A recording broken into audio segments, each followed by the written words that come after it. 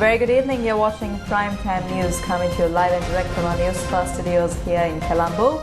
Bringing you the news, I'm Mariam Gunavijaya. And I'm Charlene Benedict. Before we get on to your stories in detail, here's a look at your top stories for tonight. Gazette on the online safety bill published. A commission appointed by the President to decide on social media regulation. Harsha De Silva warns that moving ahead with a new online law would push social media giants out of Sri Lanka. President says ready to work with any faction and has no plan to form alliances with China or other powers. India's Ramados warns that Chinese ship reaching Colombo is a threat to India. SLPP says that there is no announcement to support President Wickremesinghe at the next presidential poll. Uddika Premaratne speaks to Parliament on weekend shooting incident.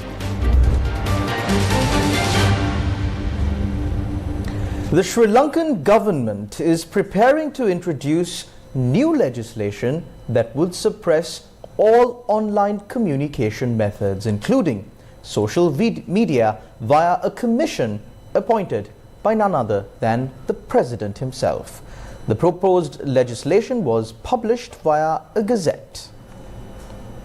Now, as per the online safety bill, the commission appointed by the President will be able to prescribe or suspend any social media account or online publication and also recommend a jail time for said offences. The online safety bill was published by a gazette by order of the Minister of Public Security. What are these new laws? There are several objectives in introducing this bill, as mentioned in the opening page of the document, and they are to establish the Online Safety Commission to make provisions to prohibit online communication of certain statements of fact in Sri Lanka, to prevent the use of online accounts and inauthentic online accounts for prohibited purposes, to make provisions to identify and declare online locations used for prohibited purposes in Sri Lanka, to suppress the financing and other support of communication of false statements of fact and for matters connected therewith or incidental thereto. What are false statements? As per the online safety bill, the definition of false statements is: Quote, false statement means a statement that is known or believed by its maker to be incorrect or untrue and is made especially with intent to deceive or mislead but does not include a caution, an opinion or imputation made in good faith. Unquote. What are online accounts? As per the online safety bill, the definition of online account is: Quote, online account means an account created with an internet intermediary for the use of an internet intermediary service. Unquote.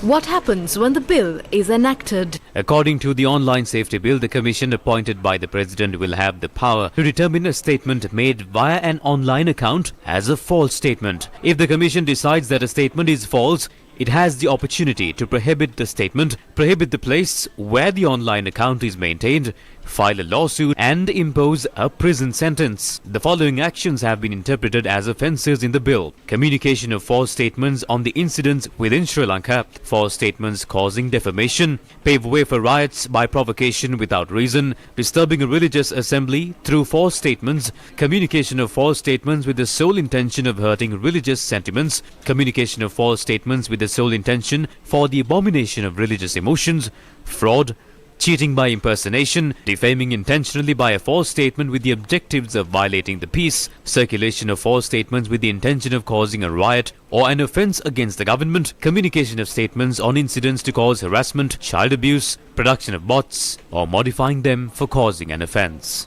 What is a commission that will be empowered to inquire into these offences? This commission will be titled Online Safety Commission. The commission shall consist of 5 members appointed by the President. The President shall appoint one of the members of the commission to be the chairman of the commission. The President may, for reasons assigned, remove a member of the commission from his office. The Minister may make regulations in respect of all matters which are required by this Act.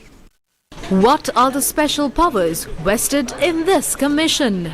The Commission can decide that statements made through any online method, including social media, are considered false and prohibited. The Commission has the power to order internet access service providers or intermediaries to prevent access to, remove or disable such statements.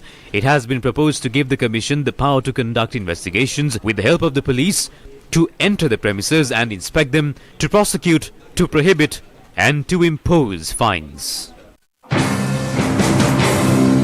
Sri Lanka is planning to introduce new legislation for online safety at a time when the anti-terrorism bill was published via Gazette. The anti-terrorism bill, which was originally gazetted in March 2023, was once again gazetted by the Sri Lankan government with new amendments on the 15th September after it attracted strong criticism from multiple quarters. In the new bill, it has been specified as an offence to cause serious damage to any place of public use, a state or government facility, any public or private transportation system, or any infrastructure facility or environment. Incidentally, the new bill defines what is called place of public use. Accordingly, a place of public use includes any highway, any other premises or place to which at the material time the public have or are permitted to have access, whether as of right or otherwise. According to the new anti-terrorism bill, causing serious damage to any place of public use has been defined as an offence related to terrorism. As in the previous anti-terrorism bill, provisions shall apply to print media, internet, electronic media or other form of public notice which glorifies the commission of the offence of terrorism or preparation for the offence of terrorism as an act of terrorism. Multiple factions pointed out that the anti-terrorism bill and the online safety bill paved the way for serious level public suppression. On the 15th of September, the government has gazetted an online safety bill. When you look at the contents of the online safety bill, its primary aim is not to ensure online safety, but rather to limit or control the social media. The bill envisages the establishment of a commission appointed by the President, which will actually go into deciding on what is truth and what is not the truth. Now, that is a very dangerous position because no government institution can have a monopoly on what is true or not. And that has to be decided by the people who may be reading a particular publication. Now, the result of this is that there is a grave threat to democracy, to the freedom of expression, the freedom of dissent, the right to criticize any regime of the day. And these provisions will be misused by successive governments. Another side of this online safety bill is that it seeks to punish even service providers. The Young Journalists Association also commented on the new bills.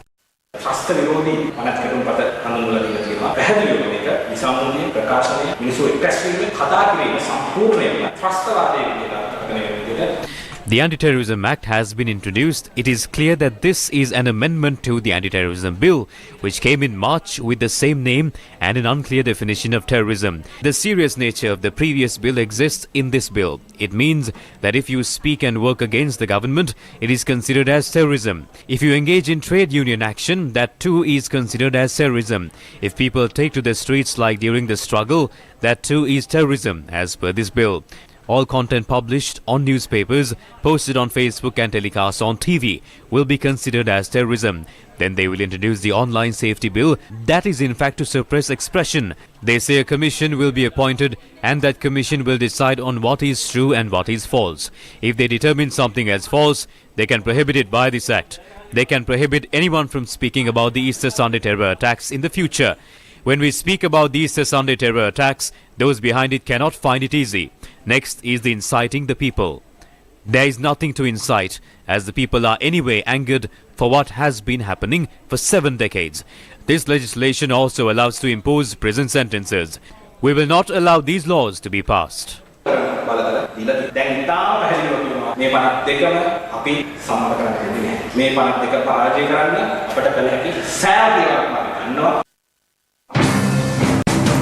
Views were expressed on the new legislation in Parliament as well. The question was presented as per the standing orders before noon yesterday. When the question was presented, we were informed that the government has gazetted the online safety bill. Did this happen because I posed the question? I'm not sure about that. However, it is not something usual. Why is the government focused on regulating the online methods? In recent times, there has been dissent and it was expressed online, and I wish to know if the government is preparing the legal framework to prohibit such dissent. Did the cabinet grant approval to present this bill, citing online safety and to regulate social media? Did the government seek any consultation on this via a concept paper? Was the Human Rights Commission consulted? Were local broadcasters consulted in this? When is the government planning to present this bill to Parliament? Did the government consult the social media service providers on this matter? And what response was given? We believe this is an attempt to regulate social media. Therefore, we urge the government to withdraw this attempt to regulate social media. වහා හකුලා ගන්නයි කියලා රජයෙන් ඉල්ලීමක් කරනවා. මේක cabinet මණ්ඩලයේ අනුමැතිය ලැබුණේ සුමාන ගානකට ඉස්සලා. ඊට පස්සේ ඔබතුමා The opposition leaders raised the question over this gazette. The cabinet granted approval weeks ago. Thereafter, it was sent to the legal draftsman and then to the Attorney General and then to the government printer. Thereafter, it comes back to the legal draftsman for corrections. The process took place weeks ago, and yesterday we informed the government printer to print the gazette. I will respond to all other questions later. එතකොටයි අපි දන්නේ ඊයේ gazette කෙරුවා කියලා. ඒක එකක්. අනිත් එක මේ අනිත් සියලු ප්‍රශ්න වලට මම පසුව පිළිතුරු සපයනවා. This is completely archaic piece of legislation, right? It is draconian. It violates the basic principles, and it certainly is an overreach, Honorable Minister. You have to get up and stop this. It violates the basic principles of freedom of thought and speech. You are saying in this draft legislation that you will set up a commission and the President will appoint commission members of whom he will select a chairman, and that commission will determine what is the truth and what is not the truth. Who are you to say what is the truth and what is not the truth? When you all were mismanaging the economy, Honorable Sir, on this side we got up and told you multiple times, don't tell us lies. But you told us lies. Niwat Kabra standing there said, we have 2 billion, 3 billion in reserves. Subsequently we were told that's a damn lie. We only had 30 million in reserves. Not billion, million. Right? And then our country went bankrupt. Now you say, there is this commission that will determine what is the truth, what is false. That is not possible. Bringing in this type of draconian laws, what will happen is that technology companies who provide services for people to communicate are being criminalized. You are going to try and put them in jail. You think Google, Facebook, TikTok, Instagram will accept these things?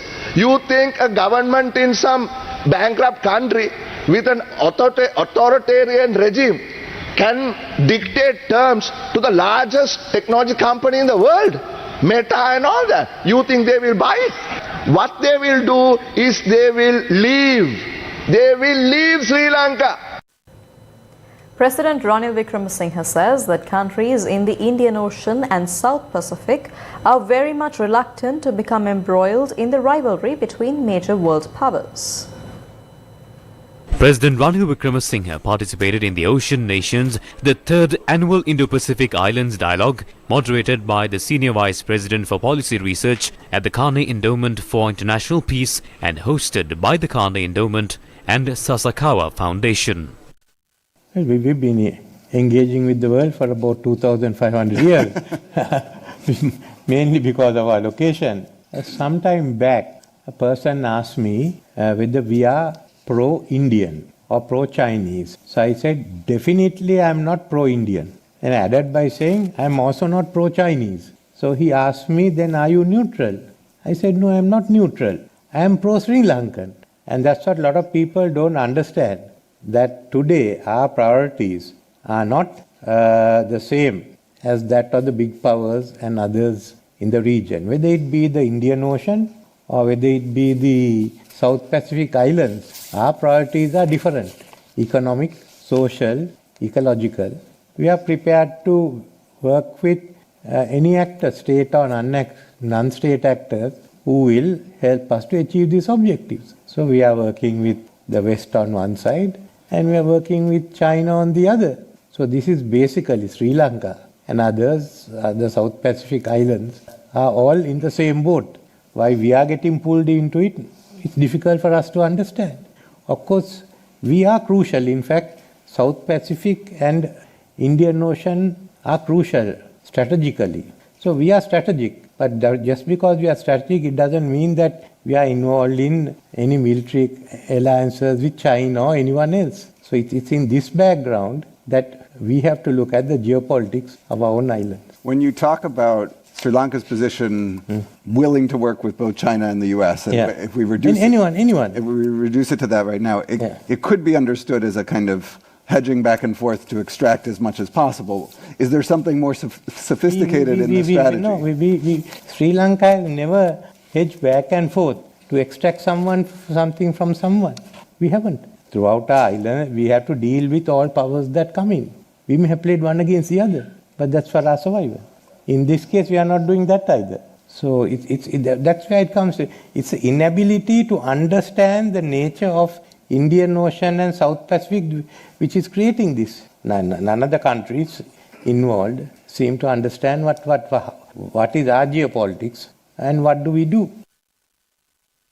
In conjunction with the 78th session of the United Nations General Assembly, President Ranil Wickremesinghe took part in a high-profile business roundtable discussion titled Economic Opportunities in Sri Lanka. This event, jointly organized by the Business Council for International Understanding and the Embassy of Sri Lanka in the United States of America, took place on Monday in New York. The business roundtable saw participation from more than 40 US businesses keen on exploring investment and trade prospects in Sri Lanka. We'd like to try to find perhaps when I'm in Washington, you could grab a lunch and coffee. I told Mahendo when the time comes, we'll help arrange. Alongside them were prominent representatives from Sri Lanka's private sector and a delegation of senior officials from the United States government. This discussion aimed to foster economic opportunities and strengthen bilateral relations between the two nations. The leader of India's Patli Makkal Kachchi or PMK, Dr. S. Ramadas, says that India must warn Sri Lanka against allowing the Chinese geophysical scientific research vessel Xiang 6 to dock in Colombo. In a statement, Ramadas said that the vessel engaging in research for 17 days is a shocking factor.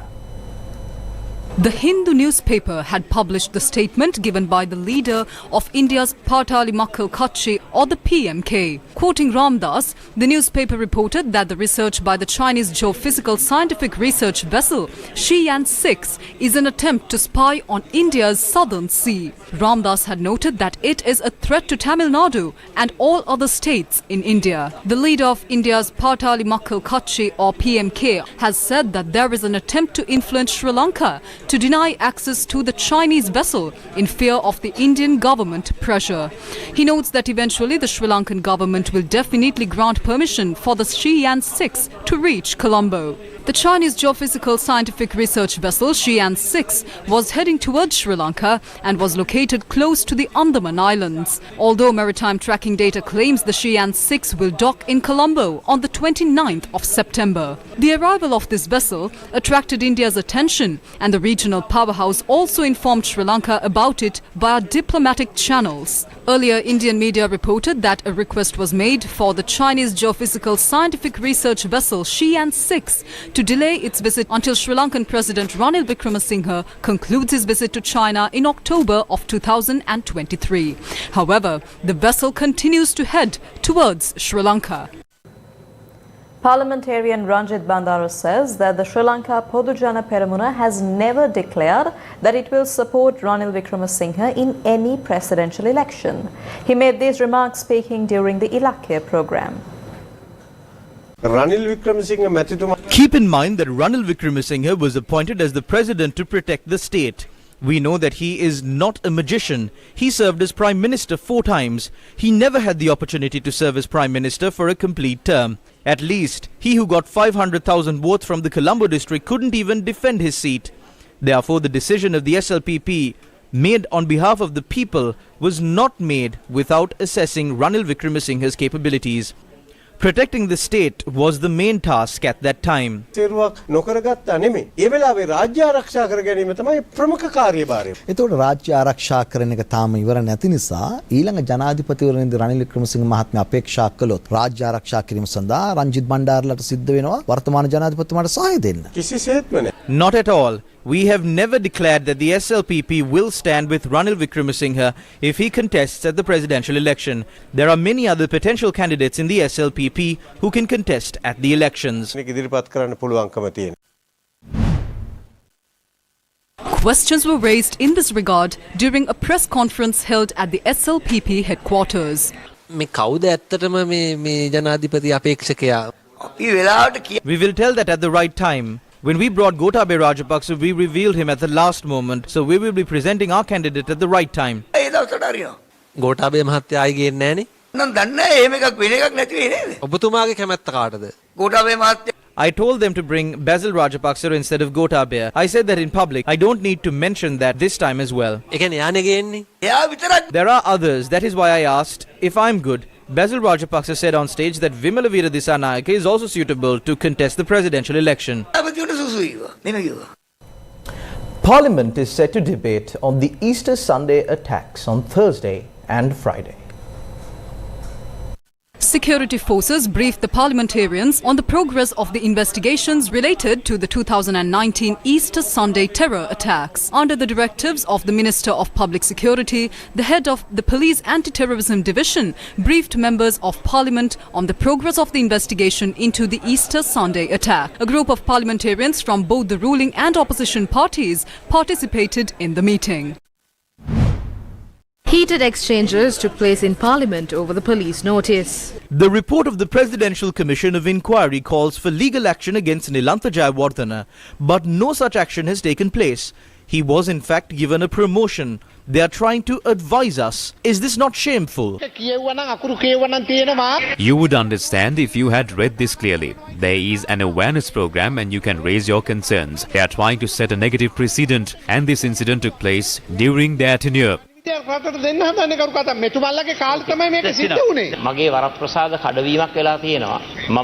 privileges were violated. I made a request to the Parliament Library via my office for the report of the Presidential Commission of Inquiry. I am told there are 2 volumes. Volume 1 was made available. However, parts 2 and 3 in the second volume are not accessible. The instructions given during the presidency of Gotabaya Rajapaksa to visit the Parliament Library and peruse the documents continue to be used today. There is another directive that claims that documents can only be perused in the presence of the Parliamentary Secretary General. Are we supposed to operate under the supervision of the Parliamentary Secretary General? Why is the evidence kept away from the public eye?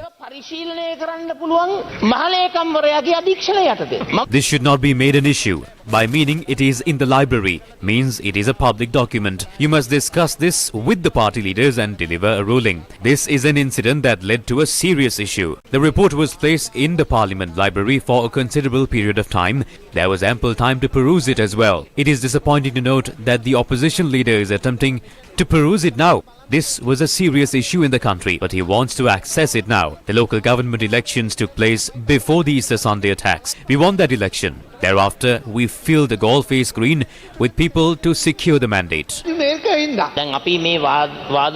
I requested for a copy of the report. The debate is to take place on Thursday and Friday. We would like to have the evidence records during the debate so that we can put forward our arguments. Are you telling us to secretly take photos of the report and then join the debate?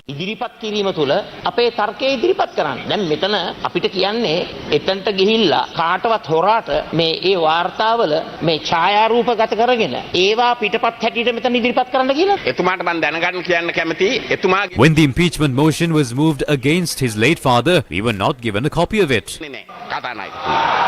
We do not have an opportunity to prove our claims. As the head of this body, you must make it available.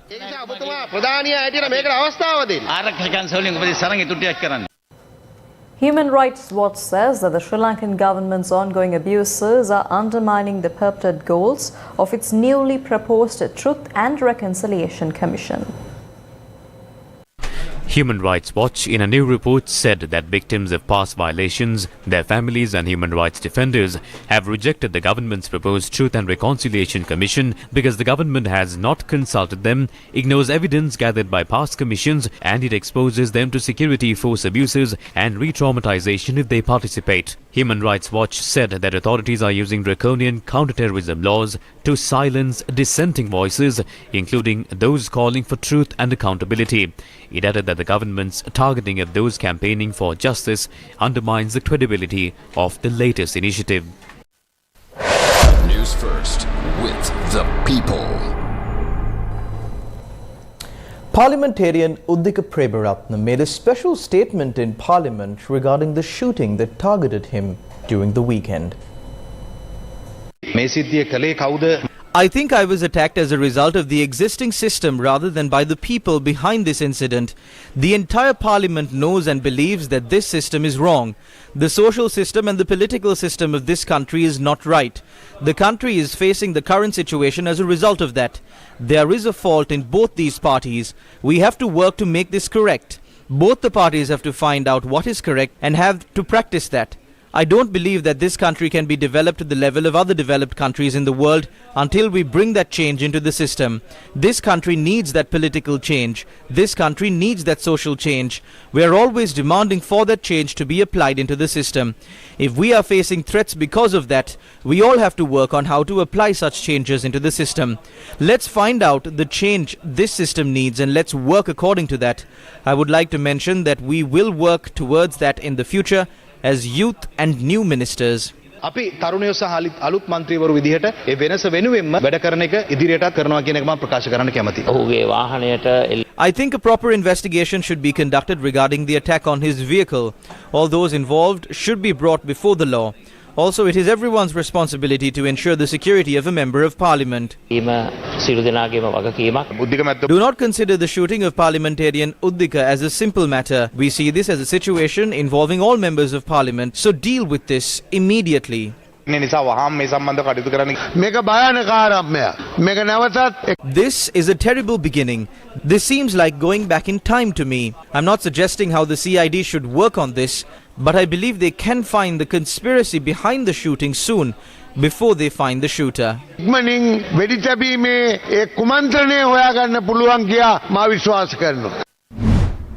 Sri Lanka police informed the Anuradhapura Chief Magistrate that the assistance of the Police Intelligence Service will be obtained in the investigations underway over the incident where shots were fired at the car driven by parliamentarian Uddika Prebaratne. Sri Lanka police told Anuradhapura Chief Magistrate Nalaka Sanjeeva that the services of confidential informants and sleuths will also be obtained. The magistrate ordered Sri Lanka police to immediately arrest the suspects involved and produce them in court, along with the weapon that was used to commit the crime. Sri Lanka police said that statements were also recorded from the two officers assigned to the parliamentarians' security detail.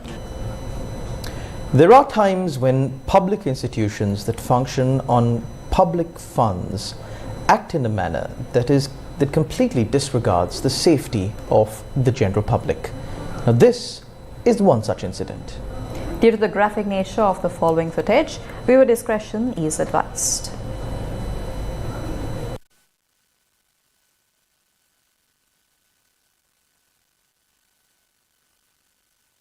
This is the Gotatua Koswatta road. A water leak was experienced on this road over the past few days, and a major water pipe project was also taking place in close proximity. Early this morning, the water leak worsened.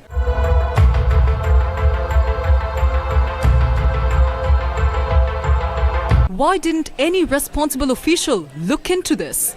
Delay in addressing the issue led to this.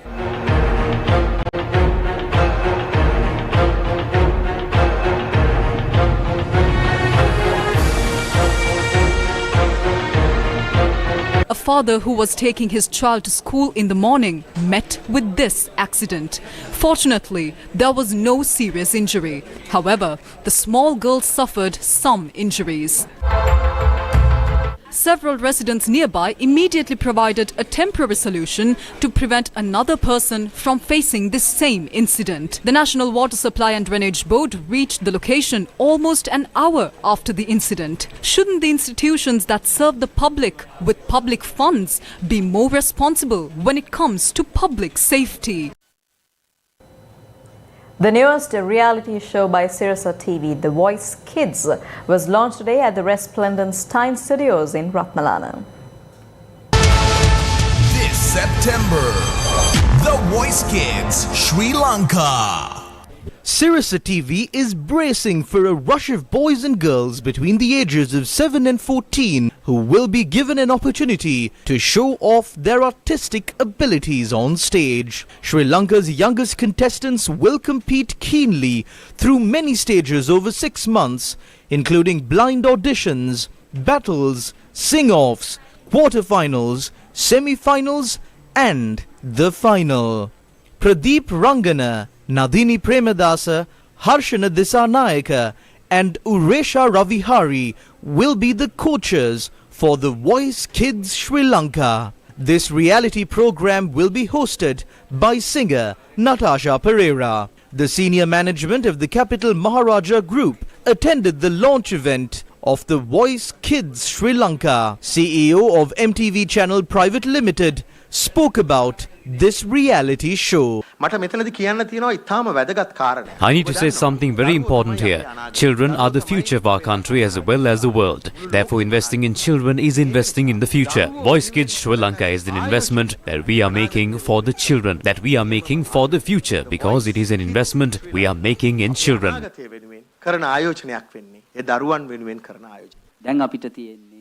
The dreams that we have for our children cannot be just dreams. If these dreams are to become a reality, we have to get together and work towards them. We are not just building artists here, we are building leaders. We are building leaders who have loving hearts to govern our children in the future. That is why we are doing this. අපි මෙතන ගොඩනගන්නේ හෙට අනාගත පරම්පරාව අපේ දරුවන්ව පාලනය කරන්න බොහොම ලයාන්විත හදවත් තියෙන නායකයෝ. M Entertainment and Sirasa TV inked an agreement to prepare the stage for these young stars to shine on The Voice Kids. Since 1999, M Entertainment has been instrumental in building countless massive musical personalities like BNS, Iraj, Ashanti, Umaria and Centigrades. CEO of M Entertainment, Frederick Disarnayaka, spoke about the steps that have been taken to ensure the success of Voice Kids. Today, we are proud to announce a significant collaboration with MTV. Maharaja Entertainment's music catalogue, known for its depth and richness, will be a pivotal part of the upcoming season of The Voice Kids. This partnership marks a union of two creative forces, combining the best in music with the platform that MTV offers. Together, we aim to bring forth an exceptional experience for both our artists and the young talent who will grace our screens. You can tune into The Voice Kids on Saturday, the 23rd of September at 7:30 p.m. on Sirasa TV.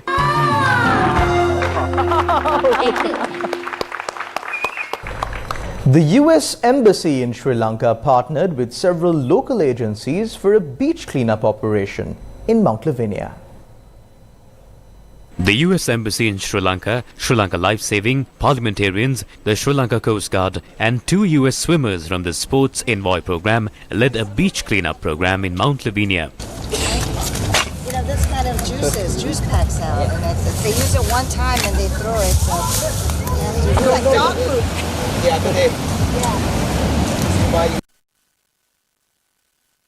right, we're here in Mount Lavinia this morning in honor of Cleanup Week, I think Coastal Cleanup Week, And we have a lot of people out here. We have parliamentarians from the U.S. Sri Lanka Friendship Association. We've got Blue Ocean Force. We've got the Sri Lankan Lifesavers. And we're here to welcome our 2 sports envoys from the United States. We're not only doing cleanup of beaches and the communities here in Colombo area, but also teaching people about life-saving skills, swimming skills. There's a lot of drownings that happen throughout Sri Lanka, and we want to prevent that. Sri Lanka Lifesaving also took part in the program. So as a lifesavers, our responsibility is not only to save people, to save our environmental as well. With the US Embassy Colombo, we initiated this program. The event was organized to coincide with the Coastal Cleanup Week. The book titled Father for a Buddha, penned by Ajanta Senaviratne, was launched today. The book launch was held at the Indian Cultural Centre in Colombo. The launch was graced by the acting Indian High Commissioner to Sri Lanka and the Thai Ambassador to Sri Lanka as well. The book titled Father for a Buddha is a book written by Ajanta Senaviratne. I have carefully transformed the character of Suddhodana from a mundane position, culminating step by step into a higher level of spiritual attainment. Now this reconstruction, where the father-son relationship is explored, of course, from a different perspective. Many other dignitaries were also present at the event. And Professor John Keel's Properties launched their latest residential development project, Viman.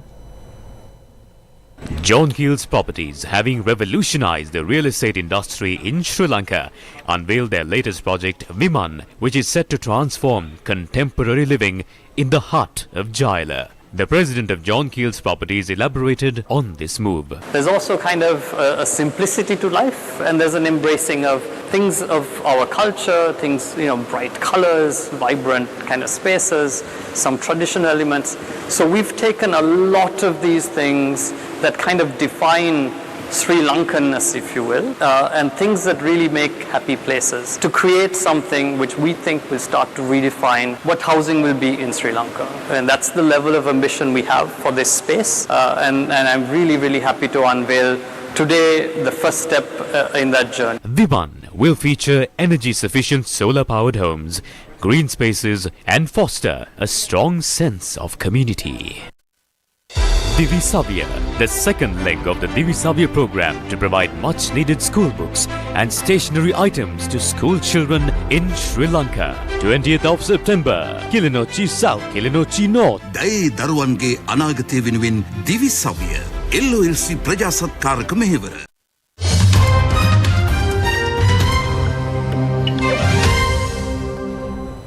A senior Canadian diplomat has been ordered to leave India within 5 days, according to the Indian Foreign Ministry. Now, this happened hours after Ottawa expelled an Indian diplomat in an escalating rift over the killing of a Sikh separatist earlier this year. The dueling expulsions come as relations between Canada and India are tense. Canada said that it was, quote, actively pursuing credible allegations, unquote, linking Indian government agents to the murder of Sikh separatist leader Hardeep Singh Nijjar outside a cultural centre in Surrey, British Columbia on the 18th of June. India dismissed the Canadian accusations as absurd and motivated and urged it to instead take legal action against anti-Indian elements operating from its soil. Nijjar was reportedly organising an unofficial referendum in India for an independent Sikh nation at the time of this death. Now, last year, Indian authorities announced a cash reward for information leading to Nijjar's arrest, accusing him of involvement in the alleged attack on a Hindu priest in India. The Sikh independence movement, commonly referred to as the Khalistan movement, is banned in India, where officials see it and affiliated groups as a national security threat. Canadian Prime Minister Justin Trudeau told the Parliament on Monday he brought up Nijjar's killing with Modi at the Group of 20 summit in New Delhi last week. For the past number of weeks, Canadian security agencies have been actively pursuing credible allegations of a potential link between agents of the government of India and the killing of a Canadian citizen, Hardeep Singh Nijjar. Any involvement of a foreign government in the killing of a Canadian citizen on Canadian soil is an unacceptable violation of our sovereignty. Modi's government has intensified the pursuit of Sikh separatists when farmers camped out on the edges of New Delhi to protest against proposed agriculture laws in 2021. Modi's government initially tried to discredit Sikh participants by dismissing their concerns by calling them Khalistanis.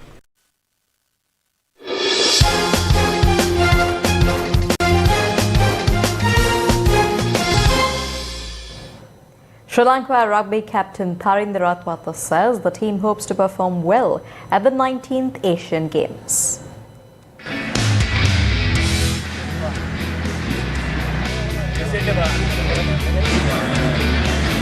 The 19th Asian Games Rugby Sevens will take place at the Hangzhou Normal University Athletics Field in China. Sri Lanka Rugby were handed a lifeline where they were selected to compete under the Olympic Council of Asia flag at the tournament in China. Tharinder Ratwatha from Kandy SC will lead Sri Lanka. We've been practicing for a month and will leave Sri Lanka on the 21st. We are well prepared and we hope to perform well. Our opponents will be South Korea and Chinese Taipei. We have not played against them and we have watched their games. We represent Sri Lanka. We aim to win gold. The team also posed for the official photograph. And that's a wrap of Primetime News on TV1 tonight. Thank you very much for watching. Good night.